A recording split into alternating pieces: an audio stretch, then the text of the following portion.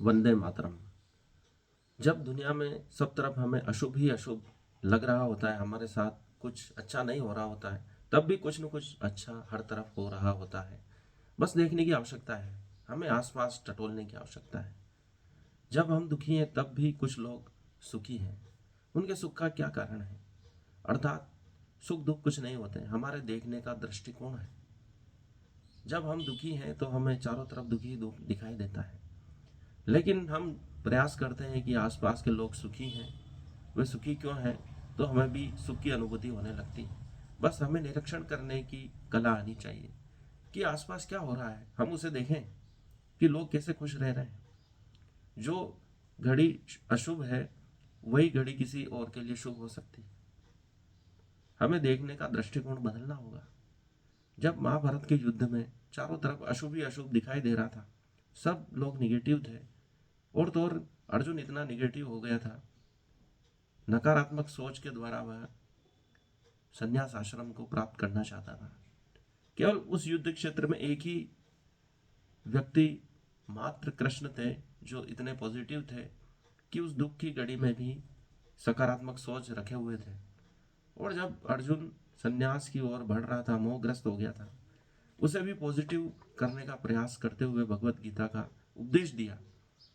यह उनके सबसे सकारात्मक दृष्टिकोण पक्ष को दिखाता है, जो भगवत गीता के समय एक चरम रूप में हमारे सामने प्रस्तुत होता है कि विपरीत से विपरीत परिस्थिति में भी शुभ क्षणों को खोजा जा सकता है, शुभ घटनाओं को खोजा जा सकता है, शुभ विचारों को खोजा जा सकता है, समस्या का हल निकाला जा सकता है। युद्ध में एक क्षण में कुछ भी हो सकता है, मार काट मच सकती है, हमारा अस्तित्व रहे या न रहे युद्ध के उन क्षणों पर निर्भर करता है कि हम कैसे बचाव करते हैं, कैसे युद्ध करते हैं। उस युद्ध के शुरू होने से पहले कृष्ण जो उपदेश देते हैं वह भगवत गीता के रूप में हमारे सामने आज भी हमारा मार्गदर्शन कर रहा है कि विपरीत से विपरीत परिस्थिति में भी शुभ सोचा जा सकता है, शुभ घटनाओं को आमंत्रित किया जा सकता है। यह हमारे दृष्टिकोण को सकारात्मक कर सकता है। यह मैनिफेस्टेशन का रहस्य का सबसे बड़ा सिद्धांत कृष्ण ने सर्वप्रथम पूरे विश्व को दिया कि कैसे हम सकारात्मक सोच द्वारा युद्ध की दिशा को बदल सकते हैं।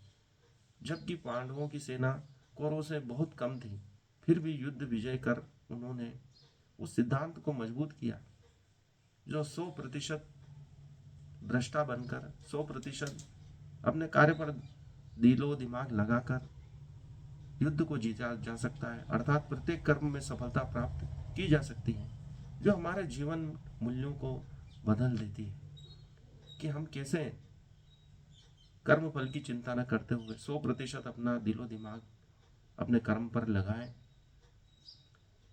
स्थित प्रज्ञ होकर कर्म करें, सुख दुख की चिंता न करें, और उस क्षण को विजय प्राप्त कर लें जो अर्जुन सोच रहा था कि यह अब हो ही नहीं सकता है। और कृष्ण उसी समय सकारात्मक बनकर उनके सामने आते हैं और कहते हैं कि सब कुछ पहले ही हो चुका है। यह मैनिफेस्टेशन का सबसे बड़ा सूत्र है कि हमारी विजय पहले ही हो चुकी है, हमें उस चीज को पहले ही प्राप्त कर लिया है जो हम प्राप्त करना चाहते हैं। अर्थात यह युद्ध पहले ही जीता जा चुका है। यह अर्जुन को बात बता दी गई थी कृष्ण के द्वारा कि तुम्हें तो सिर्फ रोल अदा करना है। ऐसा ही प्रत्येक मनुष्य के जीवन में संभव है। जिस पद को हम प्राप्त करना चाहते हैं वो पहले ही प्राप्त हो चुका है, हम मान लें, तो फिर बाकी की प्रोसेस तो अभिनय की हो जाती है। फिर हमें ना कोई भय रहता है, न डर रहता है कि हमारा भविष्य क्या होगा। बस हमें उस विजय को प्राप्त करना है जो भविष्य में लिखी हुई है, क्योंकि कृष्ण कहते हैं ये सब मारे जा चुके हैं, ये राज सिंहासन पांडवों को प्राप्त हो चुका है, युधिष्ठिर का राज्याभिषेक हो चुका है, ये सब मारे जा चुका है, ये हार चुके हैं, तुम जो कर रहे हो वह पहले ही घटित हो चुका है। ये मैनिफेस्टेशन का सबसे बड़ा सूत्र था जो अर्जुन को कृष्ण ने दिया, और वह प्रत्येक मनुष्य के लिए आज भी लागू होता है। यदि हम धर्म के पथ पर चल रहे हैं, जैसा कि कृष्ण अर्जुन को कह रहे हैं कि मैं तुम्हारे साथ इसलिए नहीं हूं कि तुम मेरे मित्र हो, तुम धर्म के साथ हो इसलिए मैं तुम्हारे साथ हूँ, पांडवों के साथ हूँ। वही बात प्रत्येक मनुष्य पर लागू होती है। यदि हम धर्म के साथ हैं सत्य के साथ हैं तो मैनिफेस्टेशन काम करेगा। जो आप प्राप्त करना चाहते हैं वो प्राप्त होकर रहेगा। बस हमें आवश्यकता है उस अभिनय की भूमिका की, सर्वश्रेष्ठ भूमिका निभाने की, क्योंकि वह चीज़ आपको पहले ही प्राप्त हो चुकी है। जैसा कृष्ण अर्जुन को कह रहे हैं कि ये सब घटनाएं पहले ही घटित हो चुकी है, बस तुम्हें उन्हें उत्तम रीति से निभाना है। क्योंकि एक कलाकार की आवश्यकता तो रहेगी कि उस अभिनय की भूमिका को निभाए। यदि अर्जुन युद्ध नहीं करेगा तो कोई और युद्ध करेगा, कोई और अर्जुन बनकर आएगा, क्योंकि हमारे कई पूर्व जन्म हो चुके हैं। कृष्ण कहते हैं कि तुम्हें तुम्हारा पूर्व जन्म याद नहीं है, मुझे सभी जन्म याद है और आने वाले जन्म भी मुझे याद है। इसलिए तुम भ्रमित न हो, मैं तुम्हें पुराने जन्म भी दिखाता हूँ और अपने वर्तमान क्षण में क्या तुम्हारे लिए उपयोगी है वह कार्य भी बताता हूँ। संन्यास तुम्हारा धर्म नहीं है, तुम क्षत्रिय धर्म का ही पालन करो, तभी तुम विजय को प्राप्त करोगे।